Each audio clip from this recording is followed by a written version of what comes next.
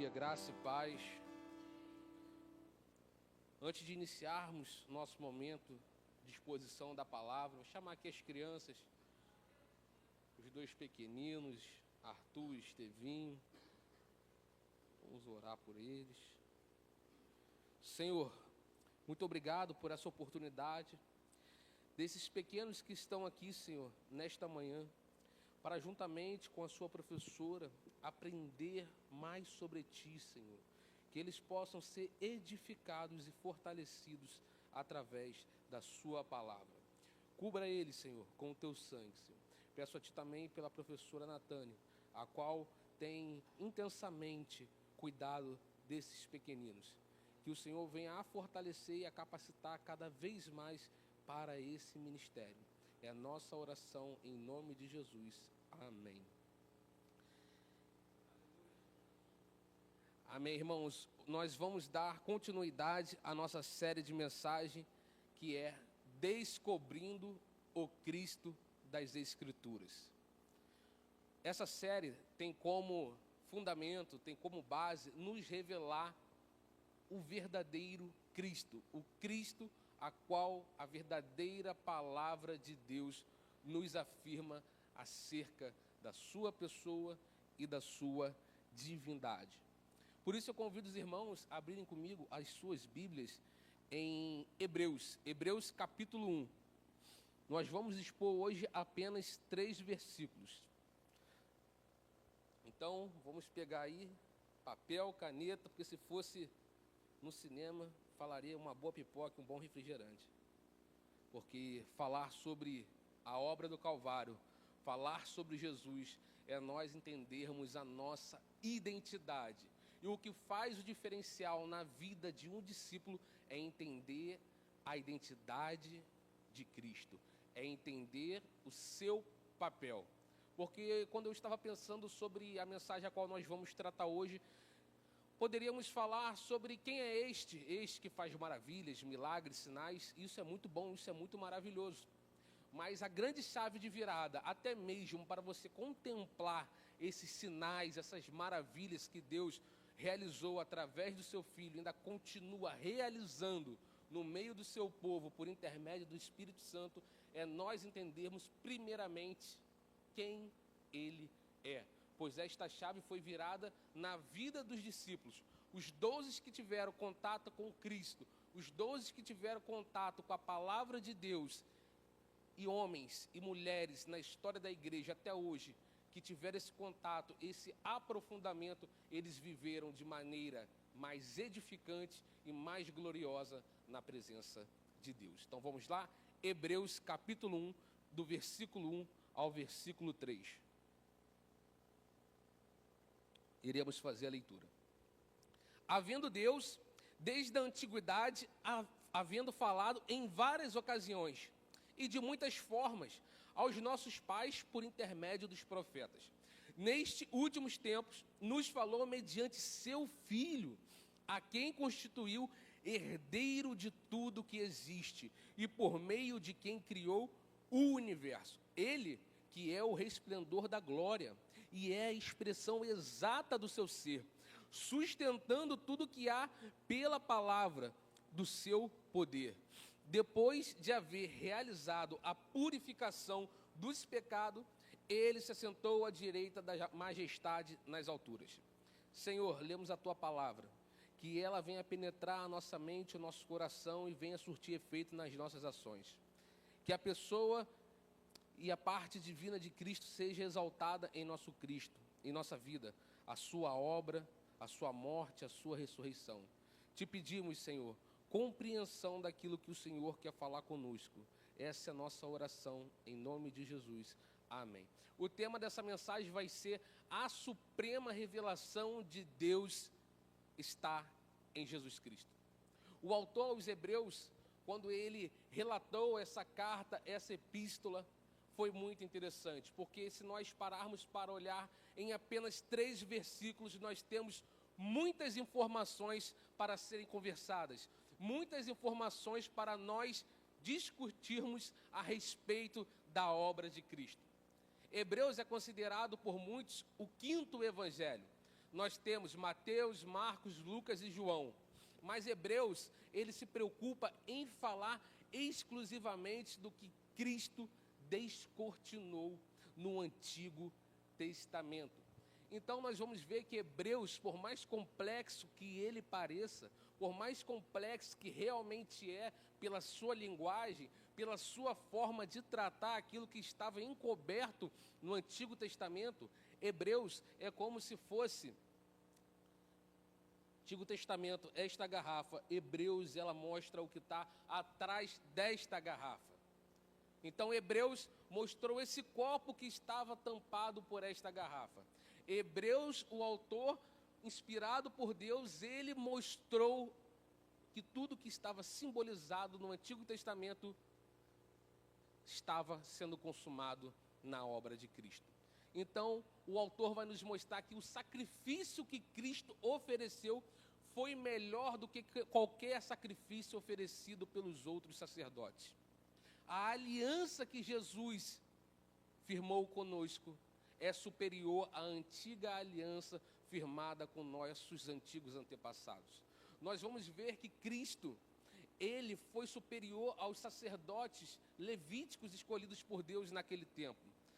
Cristo mostrou que ele era o sacerdote perfeito, que Cristo, ele ofereceu a si mesmo um sacrifício perfeito para aperfeiçoar pessoas imperfeitas.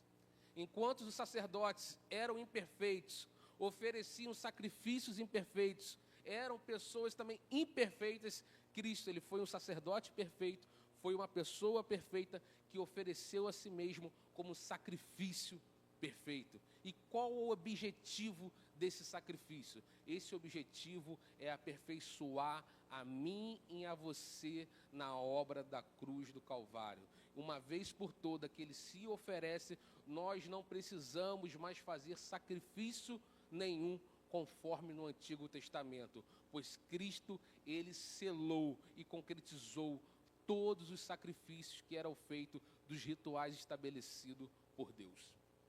Irmãos, a autoria deste livro é muito interessante, porque ninguém sabe até bem hoje qual foi o autor desta carta, desta epístola. Se você vê a carta, quando ela é escrita, ela tem um remetente, um destinatário e a sua datação. Aqui não aparece para a gente quem é o autor de maneira nenhuma. Uns dizem que é o apóstolo Paulo, uns dizem que é Lucas, uns dizem que é Barnabé, uns dizem que é até Apolo. Mas eu fico com uma posição muito interessante de um pai da igreja no primeiro século. Orígenes, ele vai dizer que somente o Senhor sabe quem escreveu esta carta. E se nós temos essa garantia que somente o Senhor sabe quem escreveu esta carta, nós estamos muito bem, porque nós bem sabemos que esta carta foi inspirada por Deus, inspirada através do Espírito Santo, que capacitou esse autor a revelar aquilo que Deus tinha como propósito em Jesus Cristo. E assim também nós não vemos aqui os destinatários de início. De início nós não conseguimos ver quem eram aqueles que iam receber esta carta. Mas quando nós vamos papirando, quando nós vamos lendo esta carta, nós vamos ver que o autor está escrevendo para novos convertidos. O autor está escrevendo para aqueles que largaram o judaísmo e estão sendo inseridos no cristianismo. Então o autor está escrevendo para novos cristãos. E qual é o papel desse autor?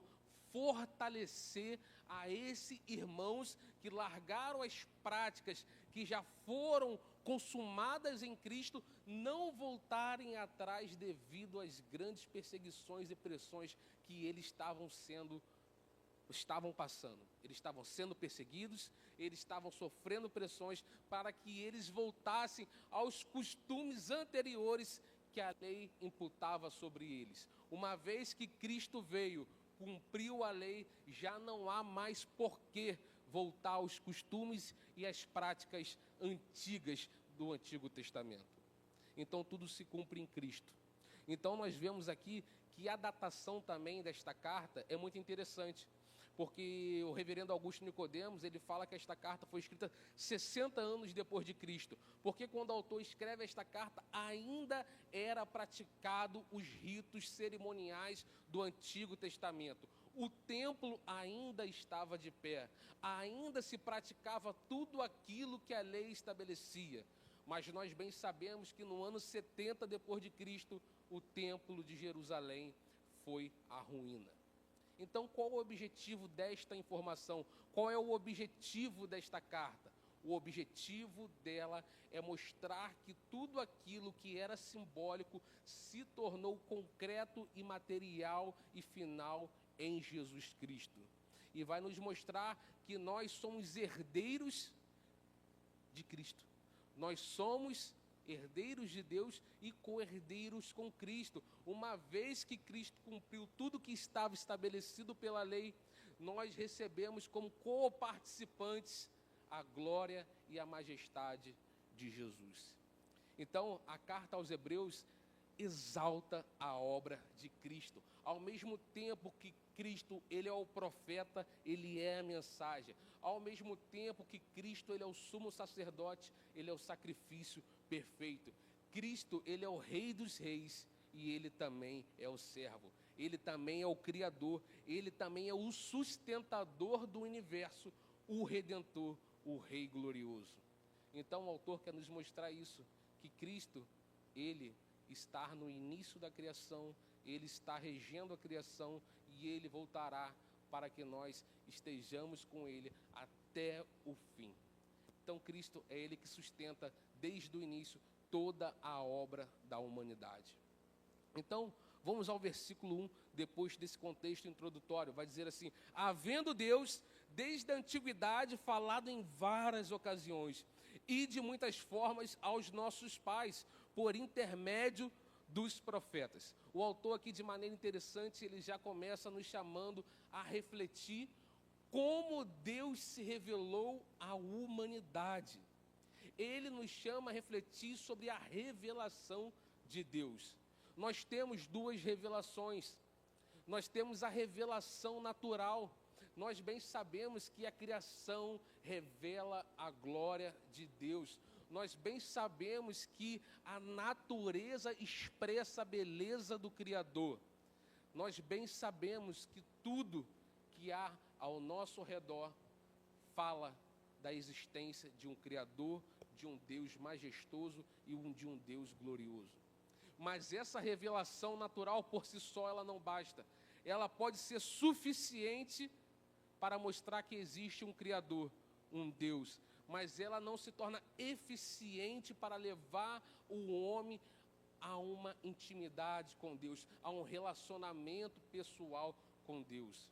Pois somente através da revelação especial, que é a palavra de Deus, que nós vamos ver que nós temos Cristo como Logos, como Verbo, que foi encarnado, e a partir dele, ele é o nosso intermediário que nos liga a essa comunhão com Deus. Então é a partir de Cristo que nós nos tornamos amigos de Deus. Porque somente a revelação natural que a natureza nos mostra, ela nos torna condenados por Deus. Porque o apóstolo Paulo fala que ninguém poderá naquele grande dia se desculpar perante ao Senhor, a não ser aqueles que receberam o sangue do Cordeiro e a obra do Calvário.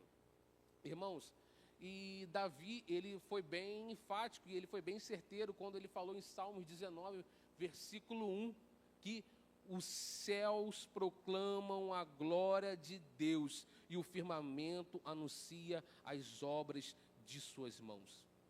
Grandes homens, grandes sábios, grandes filósofos na humanidade, eles falam que sim, existe alguém superior, alguém que está acima de toda a criação. Mas isso não basta. Um grande sábio certa vez disse a Immanuel Kant que há duas coisas que ele admirava: o céu estrelado acima dele e a lei moral dentro de si. O apóstolo Paulo fala isso em Romanos capítulo 2, versículo 15. Que para aqueles que não têm lei, a lei da própria natureza lhes imputa condenação, lhes imputa conhecimento. E naquele grande dia, eles serão responsáveis por esse conhecimento. Mas aqueles que receberam a Cristo, eles serão perdoados de seu pecado. Então o Senhor, Ele se revelou de muitas formas, de muitas maneiras.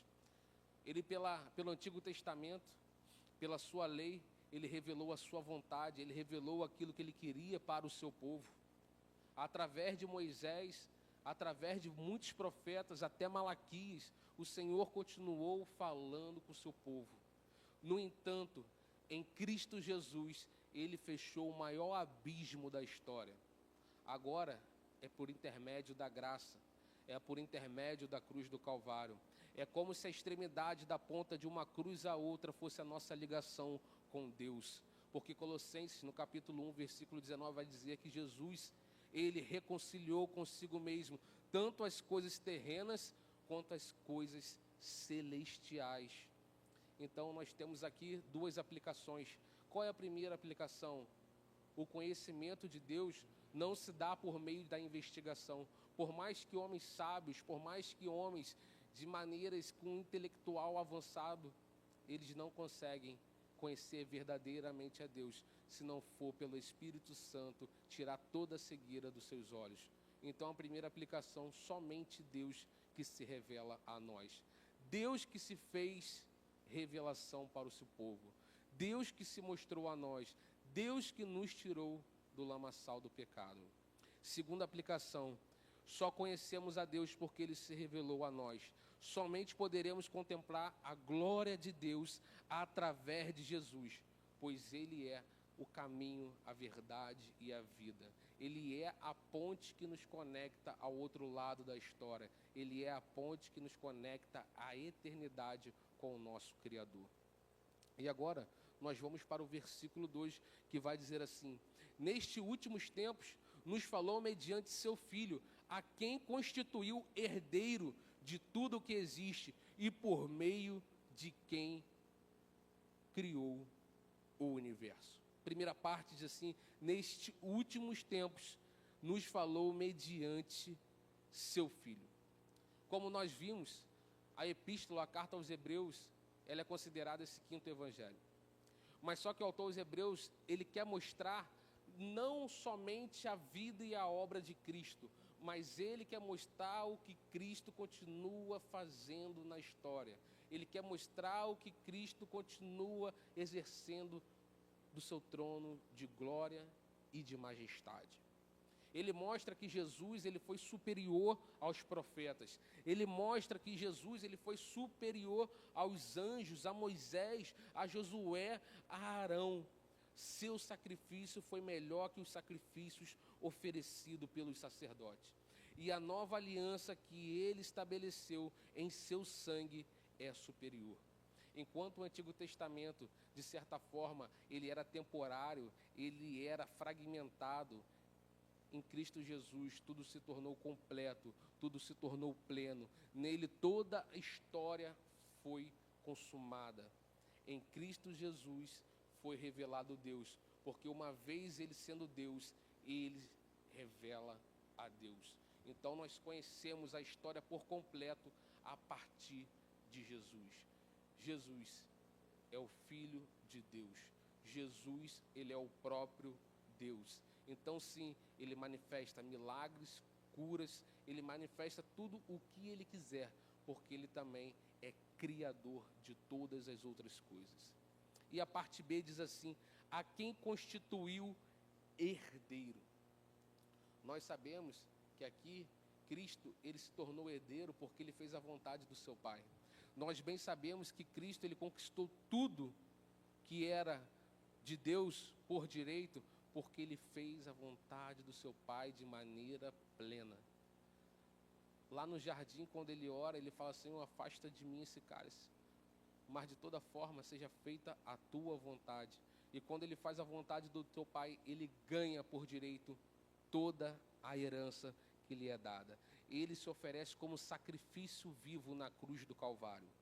E em virtude dele ter encarnado, ou seja, ele sendo rico, se fez pobre para que nós fôssemos salvos. Em Cristo Jesus nós ganhamos a maior riqueza, porque ele veio para remir o seu povo. E a ele foi dada por herança todas as coisas, não somente a terra, mas até as coisas celestiais.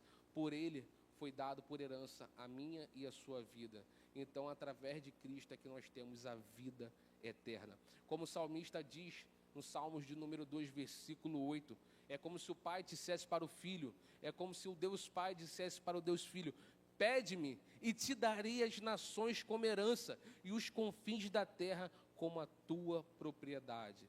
E nós fazemos parte dessa propriedade, pois nós somos propriedade exclusiva de Deus por intermédio de Cristo. Terceira parte do mesmo versículo vai dizer que de tudo que existe e por meio de quem criou o universo, Cristo, ele é o início, ele é o meio, ele é o fim de todas as coisas. Cristo é o alfa, o ômega, o início e o fim. Ele é aquele que começou o haja luz, e ele é aquele que nos conduzirá à nova Jerusalém celestial. Nós não estaremos mais num templo físico, mas nós estaremos no templo imaterial, no templo espiritual de habitação eterna com nosso Deus. Nós desfrutaremos daquilo que nossos primeiros pais desfrutaram no jardim, da presença constante de Deus juntamente com Ele. Então Cristo, ele tem esse papel de resgatar a humanidade para si. Quando nós falamos da sua suprema revelação, é que a Escritura, de forma progressiva, de Gênesis a Apocalipse, ela vai desembocar no final em Apocalipse, falando que Cristo estará conosco, ele ceará novamente conosco, e nós desfrutaremos desse banquete celestial eternamente, uma vez que o seu corpo foi dado como sacrifício, e nós aqui temporariamente comemos da sua carne e bebemos do teu sangue, em memória da sua carne que foi dada e do seu sangue que foi derramado. Então essa revelação tem que mexer conosco. O maior sentimento que nós devemos ter é entender a obra da cruz do Calvário. Quando eu me propus a expor esse texto, eu fiquei pensando, é um texto difícil de se expor. É um texto que tem muito arcabouço teológico até mesmo para se explicar. Porque em apenas 3 versículos fala, praticamente resumido, de uma história da criação, de uma história da redenção, fala da queda do homem, do resgate de Cristo e da eternidade ao seu lado. Então, quando nós entendemos o poder que esse autor, inspirado por Deus, está falando, que Cristo foi o autor da criação juntamente com seu Pai, quando o autor de Gênesis, Moisés, fala que Deus falou, haja luz, essa luz que ilumina o mundo era Cristo. Cristo era o verbo, como João fala, era o Logos que estava no princípio com o Pai. É Ele que foi encarnado para a salvação da humanidade.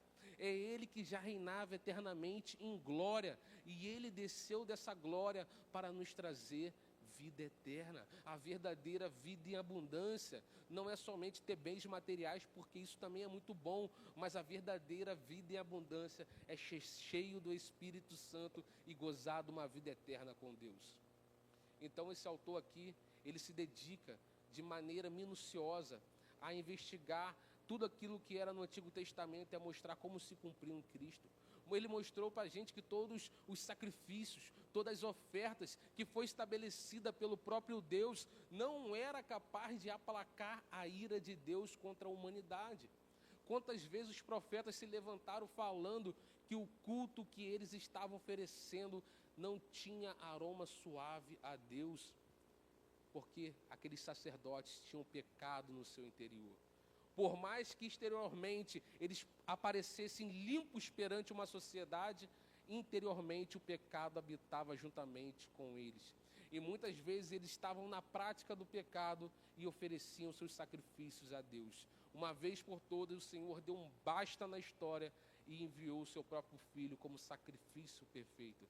Pois ele saberia que a partir da morte de Cristo iria subir o aroma suave que lhe agradaria e nos permitiria ser resgatado por ele. Então a gente não precisaria mais de nenhum sacrifício de animal. Cristo foi o sangue derramado perfeito na tampa do propiciatório. Cristo, ele foi o ato expiatório perfeito. Ele fez com que o Senhor se tornasse propício a nós. Ele fez com que o Senhor olhasse para nós e tivesse misericórdia de nós. Quando a ira de Deus vem sobre nós, Ele olha para mim e para você e Ele vê a imagem do seu Filho. Ele vê que o seu Filho levou sobre nós todo o pecado, toda a culpa, como dizia o profeta Isaías. Pelas suas pisaduras nós fomos sarados. Por nossa culpa, Cristo teve que vir e morrer em nosso favor. Quando nós falamos da obra do Calvário, é nós olharmos para a nossa pequenez, para a nossa forma de pecado que entranha no nosso ser e ver que nós temos um Deus misericordioso, que nós temos um Cristo, o ungido, aquele escolhido, separado, aquilo que Deus tinha de melhor para nos dar. O que Ele tinha de melhor para nos dar era uma porção da sua eternidade.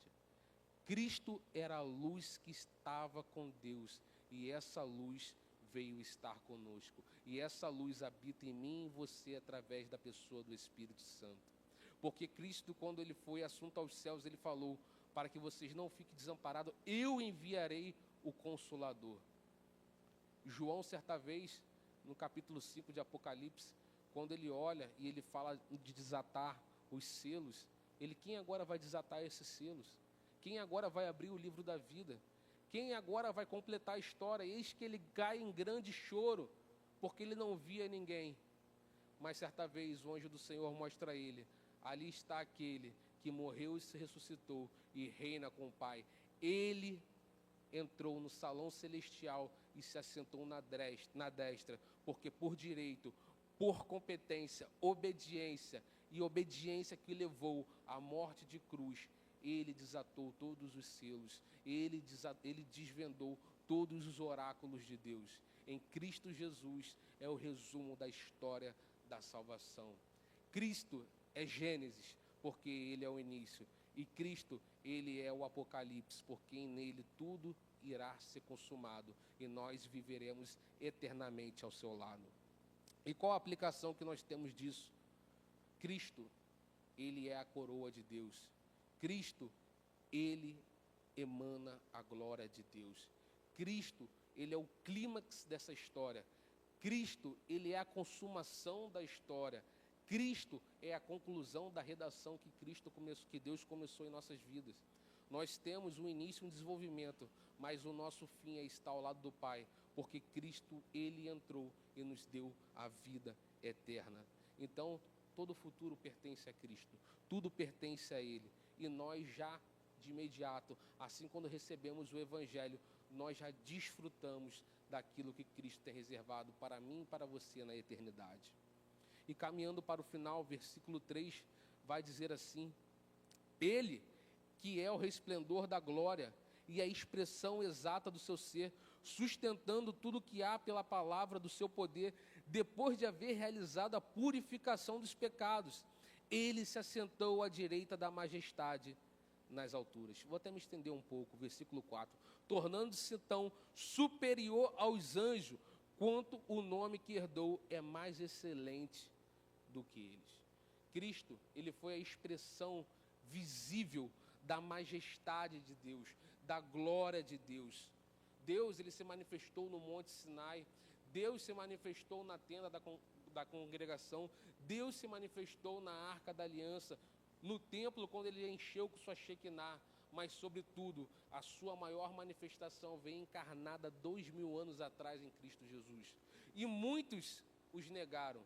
Ele veio para os seus, mas os seus o negaram, porque eles não tinham os olhos abertos para ver que Cristo era o Filho de Deus, que Cristo, Ele era o próprio Deus encarnado, e Ele veio de forma humilde, como servo sofredor, não como ninguém grande da época, mas como aquele que estava ao serviço, aquele que estava com uma única vontade, como ele fala lá em João 4,34, a minha vontade, ou melhor, a minha comida e a minha bebida é fazer a vontade do meu Pai.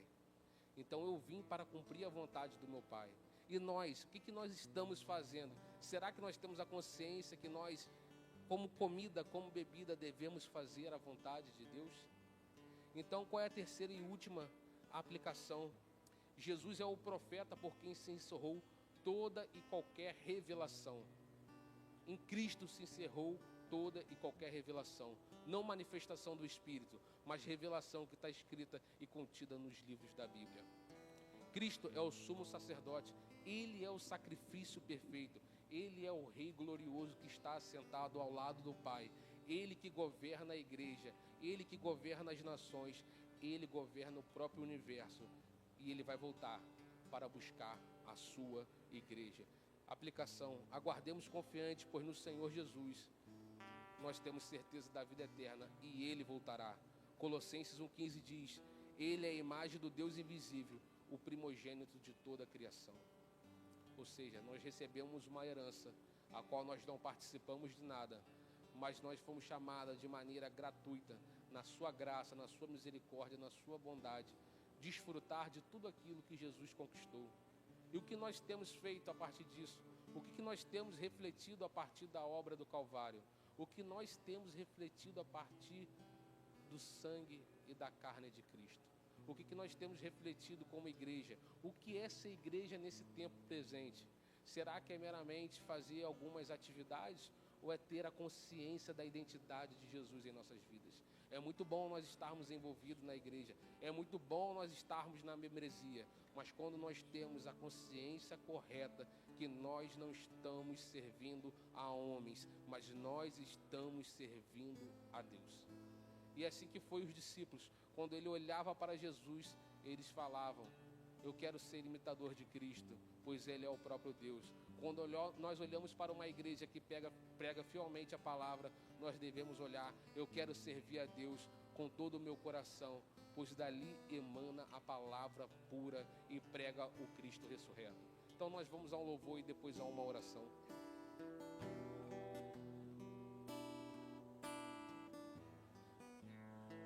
Ó Espírito, abre os meus olhos outra vez.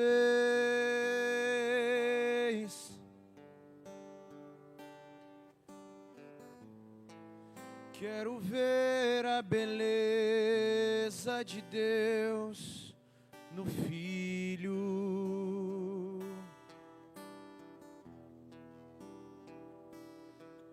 Cristo, beleza de Deus, Cristo,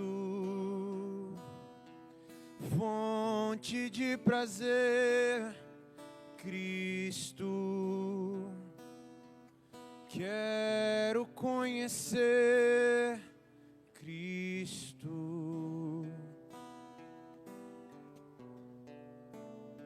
Amém. Curvemos nossa cabeça. Vamos orar. Se você quiser ficar de pé. Senhor, muito obrigado, porque em apenas poucas palavras nós vimos a glória do Teu Filho. Nós meditamos e refletimos acerca de quem é este a qual o Senhor concluiu a maior revelação que o Senhor tinha pela humanidade. Este que até hoje causa extremo nas nações. Esse até hoje que faz as pessoas balançarem. Este até hoje que traz uma revolução espiritual.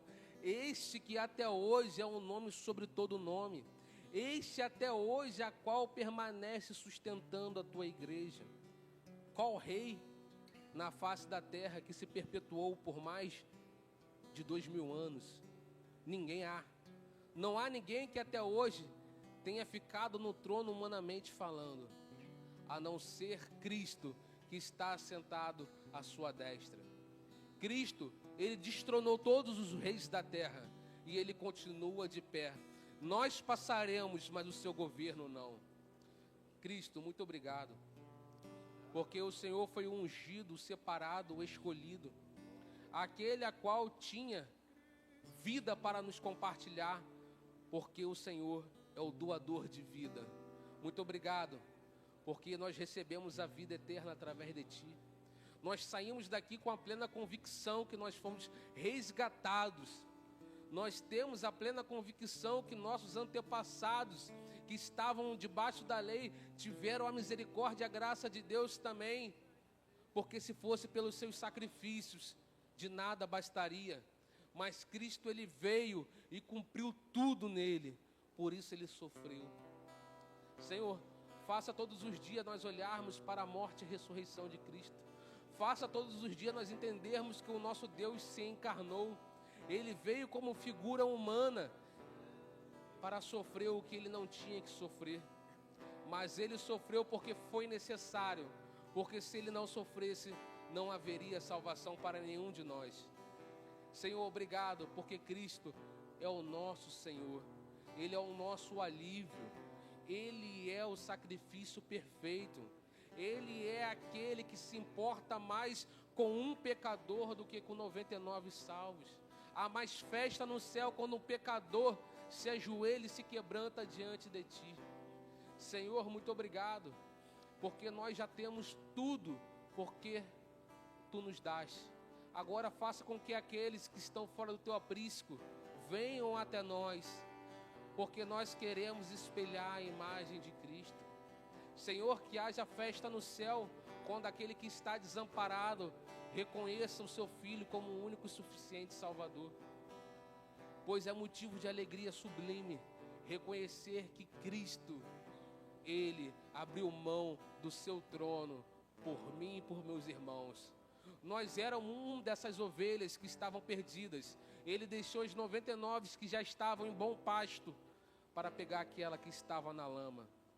Senhor, muito obrigado, porque nós não faríamos nunca isso, sair do nosso conforto para ir à lama. Mas o Senhor foi até lá, pegou na nossa mão, nos deu um banho com o Teu sangue, purificou as nossas vestes e nos colocou dentro do Seu reino de luz, de amor, de paz, de comunhão, de salvação. Que essa mensagem venha a ser simples, mas com o único objetivo de ressaltar a Sua glória, a Sua majestade. Que nós venhamos ser impactados pela pessoa de Cristo. A gente fala de muitas outras coisas, nós falamos de milagres, de cura, transformação, isso é muito bom. Mas quando nós falamos de Cristo, tem que ser melhor ainda, porque Ele é o autor disso tudo estar acontecendo. Ele é o autor da nossa vida, Ele é o consumador da nossa fé. Jesus, perdoa-nos se muitas vezes nós ficamos presos àquilo que o Senhor faz, mas nós queremos não ficar só presos daquilo que o Senhor faz, mas daquilo que o Senhor é. Anela a nossa vida com Teu Espírito, anela e purifica o nosso ser com Teu sangue. Perdoa os nossos pecados, perdoa as nossas impurezas, perdoa a nossa mente que muitas vezes fica obscurecida por conta do pecado. Tira a cegueira espiritual da nossa vida, Senhor. Que esse sangue derramado venha nos lavar por completo, porque o sangue de Cristo é capaz de nos purificar, nos redimir e perdoar de todo o pecado. Ah, se não fosse o sangue do Cordeiro, ah, se não fosse o sangue daquele que não tinha mácula, pecado nenhum, ah, se não fosse um Deus que se torna homem e de maneira alguma tem pecado sobre si, mas Ele é dado como oferta limpa, é um culto que sobe, é um incensário como aroma suave, é o perfume precioso de Deus que foi aspergido sobre nós. E se nós estamos aqui prestando esse culto a Ti, Senhor, e está subindo como aroma suave, é porque o sangue de Cristo está sobre nós. Que nós possamos sair e viver durante a semana exalando o bom perfume de Cristo. Que pessoas, ao sentir esse bom perfume, queiram conhecer cada vez mais o Senhor. Que nossa vida seja uma ponte, uma vez que nós já atravessamos ela e já desfrutamos temporariamente da eternidade. Jesus, tome nossas vidas, leva-nos em segurança, caminhe conosco todos os dias, segure nossas mãos, porque nós somos totalmente dependentes de Ti. Essa é a nossa oração, em nome de Jesus. Amém.